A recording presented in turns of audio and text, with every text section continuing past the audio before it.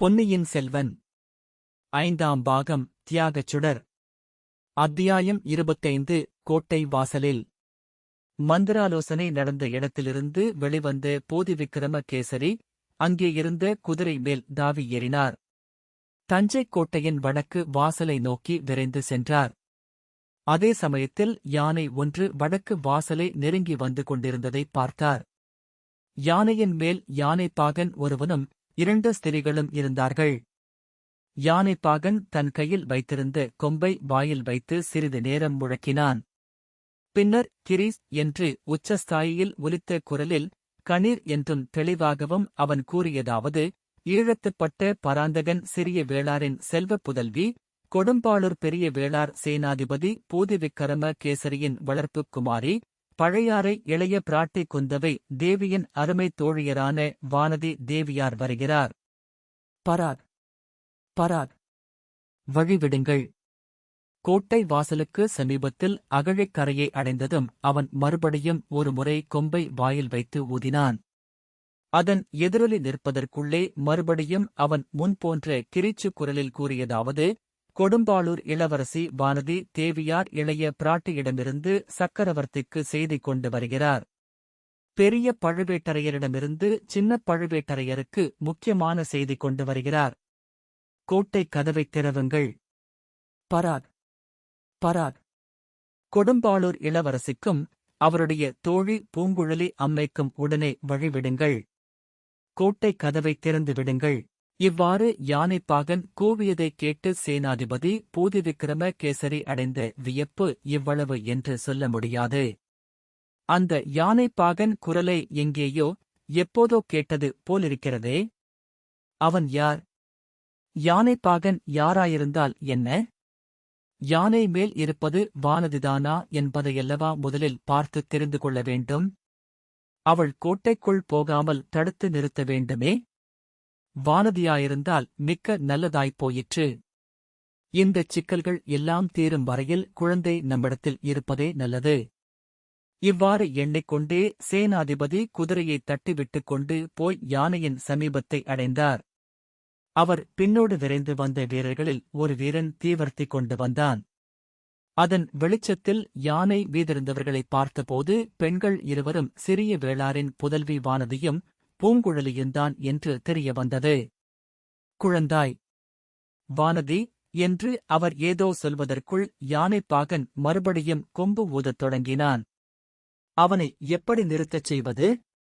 நல்ல வேளையாக இதற்குள் யானை மேலிருந்த பெண்கள் தங்களை நெருங்கி வந்த குதிரை மேல் இருப்பவர் யார் என்று உற்றுப் பார்த்தார்கள்.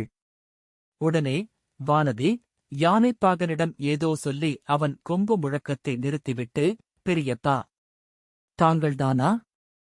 நான் கேள்விப்பட்டது உண்மைதான் என்றாள். ஆம் குழந்தாய், நான்தான். ஆனால் இது என்ன விசித்திரம்? செய்தி கொண்டு வருவதற்கு நீதானா அகப்பட்டாய்? இளைய பிராட்டிக்கு வேறு யாரும் அகப்படாமலா போய்விட்டார்கள்? அதிலும் இப்பேற்பட்ட நிலைமையில் என்றார் சேனாதிபதி. ஆம் பெரியப்பா, இப்பேற்பட்ட நிலைமையாயிருப்பதினாலேதான் என்னை செய்தி கொண்டு போக அனுப்பினார். தாங்கள் சைன்யத்துடன் வந்து தஞ்சைக் கோட்டையைச் சூழ்ந்து கொண்டிருப்பதாகச் செய்தி கிடைத்தது.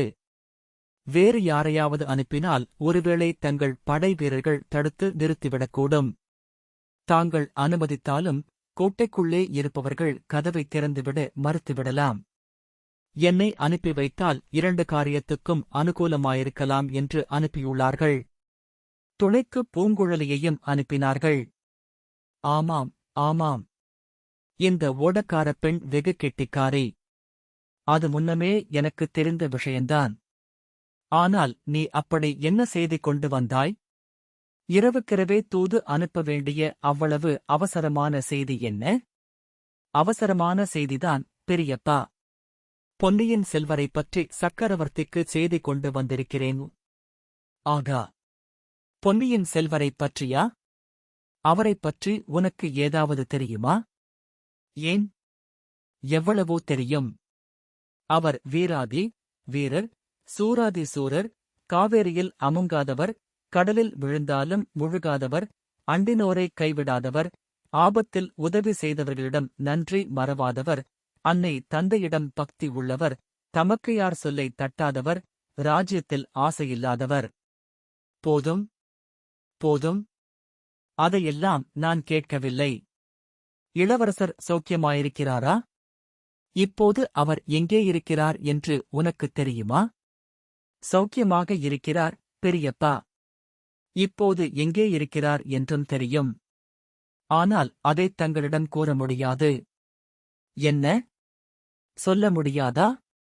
என்னிடம் கூடவா சொல்ல முடியாது? நீதானா பேசுகிறாய், வானதி? ஆம், பெரியப்பா. நான் தான் பேசுகிறேன். இளவரசர் இருக்குமிடத்தை ஒருவரிடமும் சொல்வதில்லை என்று வாக்களித்திருக்கிறேன். சேனாதிபதி போதிவிக்கிரமகேசரிக்கு ஆக்ரோஷம் பொங்கி ஆத்திரம் பொத்துக்கொண்டு வந்தது. பெண்ணே, இளைய பிராட்டியிடம் அனுப்பினால் உன்னை நல்ல முறையில் வளர்ப்பாள் என்று நம்பினேன். இவ்வளவு பிடிவாதக்காரியாக வளர்த்துவிட்டாளே? போதும் போதும். நீ பழையாறையில் இருந்தது போதும். கீழே இறங்கு. உன்னைக் கொடும்பாளூருக்கு அனுப்பிவிட்டு மறுகாரியம் பார்க்கிறேன் என்றார். பெரியப்பா, எனக்கும் இந்த தஞ்சாவூர் மண்ணை மிதிக்கவே இஷ்டமில்லை. ஆகையினால்தான் யானை மேல் ஏறி உட்கார்ந்திருக்கிறேன். இந்த யானைக்கு அடிக்கடி மதம் பிடித்து விடுகிறது. இன்று காலையில் ஒருவனை தூக்கி எறிந்துவிட்டது. ஆகையினால் அருகில் ரொம்ப நெருங்கி வராதீர்கள். நான் கொண்டு வந்திருக்கும் செய்திகளைச் சொன்ன பிறகு நானே தங்களிடம் வந்துவிடுகிறேன். என்னை கொடும்பாளூருக்கு அனுப்பினாலும் அனுப்பிவிடுங்கள். இப்போது மட்டும் என்னை தடுத்து நிறுத்தாதீர்கள் என்றாள் வானதி. பூதி விக்கிரமகேசரி சிறிது யோசித்துவிட்டு, சரி, மகளே, நான் உன்னை தடுத்து நிறுத்தாமல் விட்டுவிடுகிறேன். கோட்டைக் கதவு திறக்காவிட்டால் என்ன செய்வாய் என்றார். பெரியப்பா, நீங்கள் இவ்வளவு பெரிய படைகளுடன் வந்திருக்கிறீர்களே? எதற்காக? கோட்டைக் கதவு திறக்காவிட்டால் உங்கள் படைகளை ஏவி கதவை உடைத்து திறந்து விடச் செய்யுங்கள் என்றாள் வானதி. பூதி விக்கிரமகேசரி இதைக் கேட்டு பெருமிதம் அடைந்தார். மகளே, கொடும்பாளூர் கோமகள் பேச வேண்டியவாறு பேசினாய். அவசியம் ஏற்பட்டால் அவ்விதமே செய்வேன். ஆனால் அதற்கு அவசியம் ஏற்படாது. இளைய பிராட்டியிடமிருந்து சக்கரவர்த்திக்கு செய்தி கொண்டு வந்திருக்கும் உன்னைத் தடுத்து நிறுத்த இந்த சின்னப் பழுவேட்டரையன் யார்? அவ்விதம் அவன் ஒருநாளும் செய்ய மாட்டான். ஆனால் எனக்காகவும் சின்னப் பழுவேட்டரையனிடம் ஒரு செய்தியைச் சொல். நீ கோட்டைக்குள் இருக்கும்போது உனக்கு ஏதாவது சிறிய தீங்கு நேர்ந்தாலும் அவனுடைய குலத்தைப் பூண்டோடு அழித்து விடுவேன் என்று சொல். நானும் என்னுடைய துணைவர்களும் சக்கரவர்த்தியை நேரில் பார்த்து அவருடைய விருப்பத்தை அவருடைய வாய்மொழியாக தெரிந்து கொள்ள வந்திருக்கிறோம் என்றும் சொல்.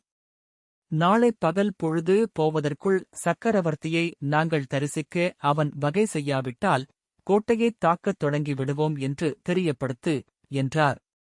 அப்படியே ஆகட்டும், பெரியப்பா என்றாள் வானதி. மறுபடியும் யானை பாகன் கொம்பு முழக்கினான்.